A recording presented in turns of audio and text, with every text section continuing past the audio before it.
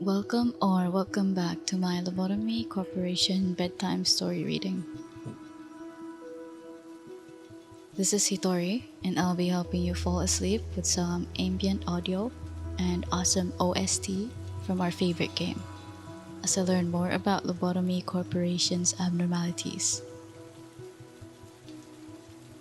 In the last video, we read about Shelter from the 27th of March. This time, it will be The Little Prince. This is now the 66th Abnormality in Love Corp reading. Check the entire playlist on the card on the upper right of this video. Let's begin.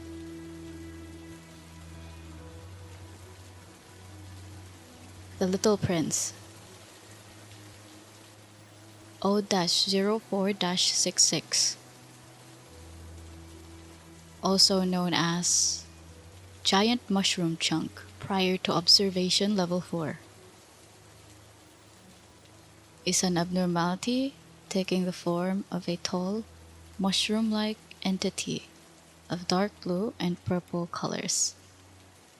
It possesses a spherical base made of what seem to be heads with hollow holes as eyes and mouths. A dark stalk grows from this base, ending with a large blue cap on the top. Below the cap is a purple ring with two branches that each have dark blue hands with red fingers dangling from strings. A transparent light blue layer comes down from the cap. A cracking sound can be heard when it's idle.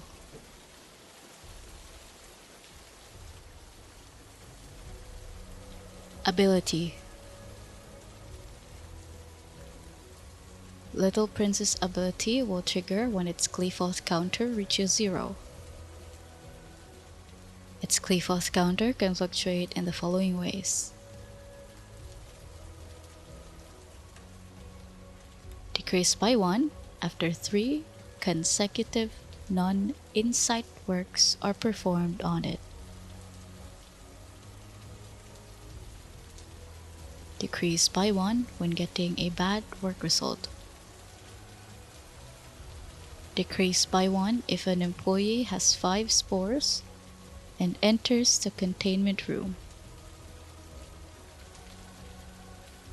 Every time an employee works on the Little Prince, they will gain a hidden status effect, which will be referred to as Spore. Spore can stack up to 5. One stack of Spore is lost when an agent performs work on an abnormality that is not the Little Prince. When its Qliphothr counter reaches 0 without employees in the containment unit, up to 4 random employees in the facility will be possessed and lured into its containment. A possessed employee has blue spore cloud around their head. If they pass near another employee, they may also be infected by the spores and attracted to the containment unit of the Little Prince.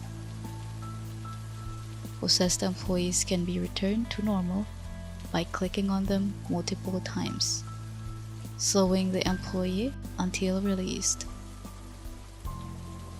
If another employees are still being lured when a possessed employee reaches the containment unit, they will immediately panic. Once inside, an employee will be slowly transformed into a minion. The Little Prince -1. As the abnormality reveals its true form at different sequences. After the mutation, the new creature will exit the containment and wander the hallway connected to the containment unit. Once out, spores will cover the floor. The minion has 545 HP and slow movement speed. It attacks nearby employees, dealing 4 to 6 times 2 black damage by piercing them with their head, or 7 to 10 times 2 black damage by smashing them with their arms. Once defeated, the corpse of the minion will spread spores that affect all employees in the hallway, dealing minor 1 to 3 white damage every 2 seconds for 10 seconds. If an employee panics due to this effect, they will be possessed and lured to the containment unit like before. The Little Prince -1 cannot be reverted back to the original employee. This employee is considered out of control during the mutation and dead once the infestation is finished. The spores on the floor will remain until the end of the day. Story. Among the employees, it was originally referred to as a giant mushroom chunk. It does appear to be a gigantic mushroom, and it bears some semblance to mold as well. Overall, its appearance closely resembles fungi. It continuously releases spores into the air, visible to the naked eye. A majority of our employees are not fond of this abnormality. Few are broad-minded enough to favor working with some giant mushroom that fills up half a containment unit, spewing out unknown spores. They have dozens of other things to worry about, including other abnormalities to work with. As so few of our employees willingly volunteer to work with it, we could only record the most bare-bones information. Originally, we utilized a shift system to designate what abnormalities our staff were to work with. However, after the magical girl incident a few years ago, we began to give consideration to the opinions of our employees when assigning work. The abnormality produces motile, microscopic airborne spores. They mostly proliferate by invading other organisms through their respiratory systems. It is difficult to notice the initial symptoms of this invasion because the only sensation are a light dyspnea and dry, sandy throat. Thus, it is mandatory to wear a mask when working with this abnormality. When an employee inhales enough spores, bizarre cysts will begin to grow on their body, and tissues will be eroded. Ultimately, they'll become a dysmorphic creature whose original form is hardly noticeable. They will show hostility in this state, so they must be terminated on sight. Excerpt from Counseling Log. Employee John. There was this guy who was awfully quiet. He was that guy who'd glance sideways at us, like some kind of fox, as if he was expecting us to talk to him. One peculiar thing about him was that he would volunteer to work at the mushroom chunk, an abnormality everyone loathed to visit. It was also disturbing that he would spend an unusually long time in its containment unit. Who knows what kind of monstrosity might have grown on his body. When we decided to call the abnormality the giant mushroom chunk among ourselves, that guy spoke up for the first time, saying he's the one who've seen it the most. He talked a lot of nonsense, like how it didn't deserve to be called a mushroom chunk.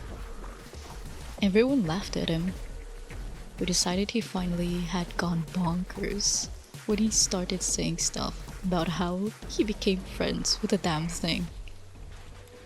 I mean, it's a common enough thing around here. Lots of stuff happens. One person going insane isn't a big deal. We tried to give him a couple of hints to take a psychiatric test, but he just gave us this condescending look like he knew something we didn't. And a few days later, he kicked the bucket, as we all know. Did I mention that it was me who recognized him in that spore mold creature's carcass? The birthmark on his forehead. If we hadn't found that birthmark on that lump of spores, we'd never have even guessed it was him. No one actually knew he had a birthmark except me, since, no one in the department was friends with him. After becoming that monster, he just wandered around near the mushrooms containment unit. We tried to lure him somewhere less crowded, because he was attacking everything in sight, but he wouldn't move more than 10 meters away from the chunk until he died. This is why we decided to rename the abnormality. Complex reasons, like pity for the guy who became friends with the mushroom of all things, and the remembrance of his tragic death.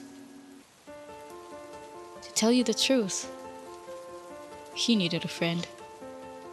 That's why he let himself get infected, going crazy in hallucinations, not knowing that he was turning into a monster. The mushroom, it tamed the poor bastard simply to reproduce. It got Alex, whose name wasn't known by anyone.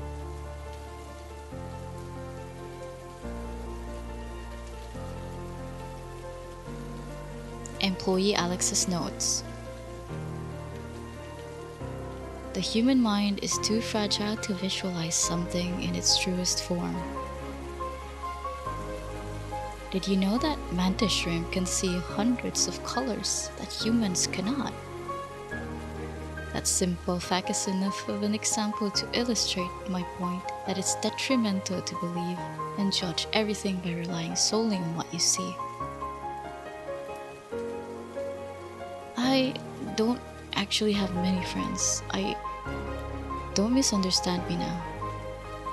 I don't want to make a friend. I choose not to make friends.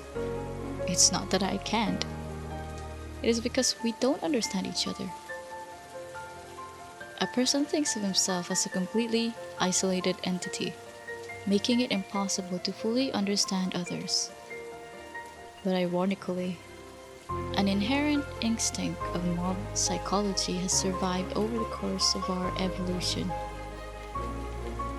We repeatedly play a game of risk, walking a tightrope, vainly trying to understand each other, while staying out of our territories. In fact, I was long done with this pointless game.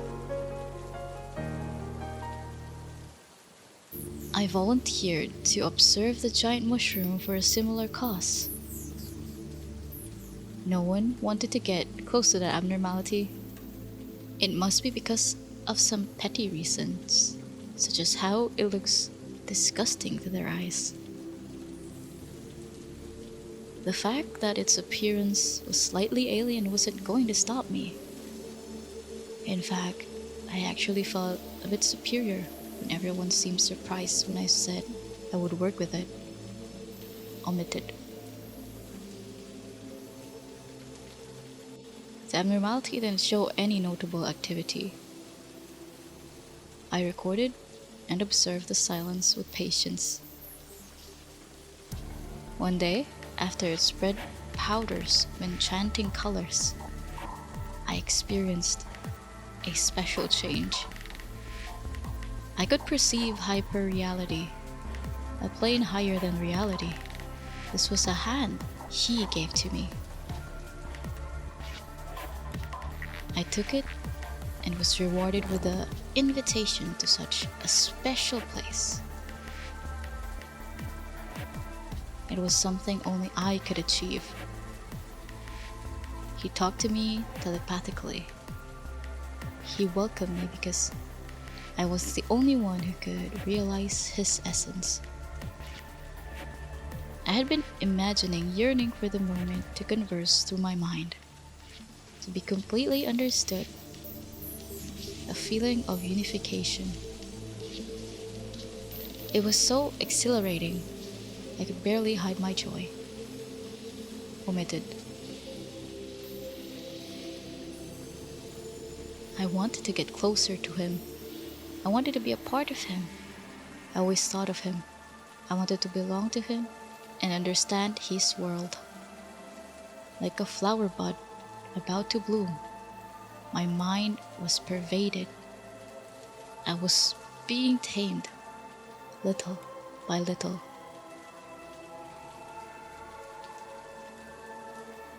Excerpt of an audio record. This is a part of the footage caught by a surveillance camera in the containment unit. As the abnormality spores completely obscure the visual feed, only the audio could be extracted. Judging from the content of the recorded conversation, we deemed it safe to assume that the abnormality spores contain hallucinatory agents, because even after a thorough analysis of the audio record, no voice other than the employees could be detected. The employee, infected by the spores, suffered a severe state of frenzy before being shut down by another employee on the spot. No, I don't have any friends. Like I said before, I'm not fond of such contradictory relationships. At the very least, I think you could be my friend. The human language is too simple to illustrate this relationship, but I think we could settle on friends. Yes, I am your one and only friend. I shall accept you. My life has been changed ever since I met you. I had been living my whole life feeling depressed, without a sense of purpose, without talking to anyone, just working all day. You redeemed me, a person who abandoned oneself, just like how I could perceive your true essence. You saw through mine. It is a truly rapturous experience. I'd like to understand you. I'd like to become a being like you and love you. I was born human, lived a tedious life, and might have kept doing so had it not been for you. I was so happy that I met you. Please remember me. Please remember the nameless flower that bloomed just for you. Even if this turns to be a curse, I will love this curse like a blessing. I'll think about you to the day my mind collapses and crumbles. I will close my eyes thinking only of my soul friend who came from the faraway universe.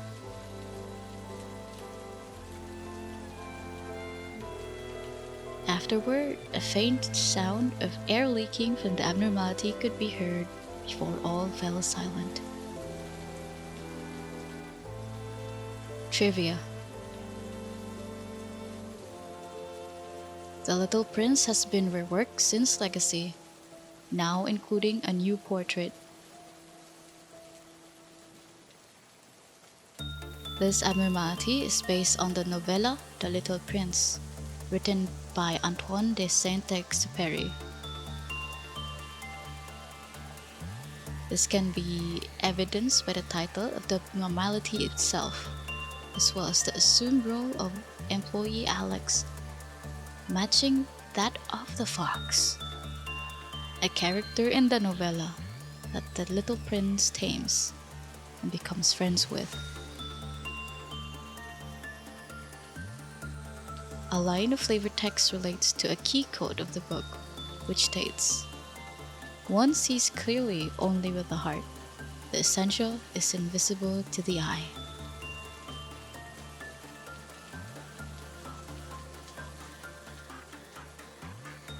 I have played Limbus Company and have just finished Canto 4, which is Yi-Sang's story.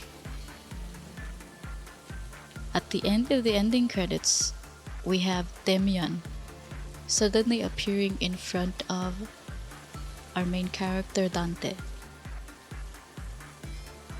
And over there as well, the little prince has also been referenced. And it's quite interesting that this is now what I am reading in Corp reading. When I first saw this abnormality, I was not sure why it is called the Little Prince. Because why is it a mushroom? As far as I remember, I've read The Little Prince for quite a bit when I was younger. And I don't remember ever seeing a purple or blue mushroom.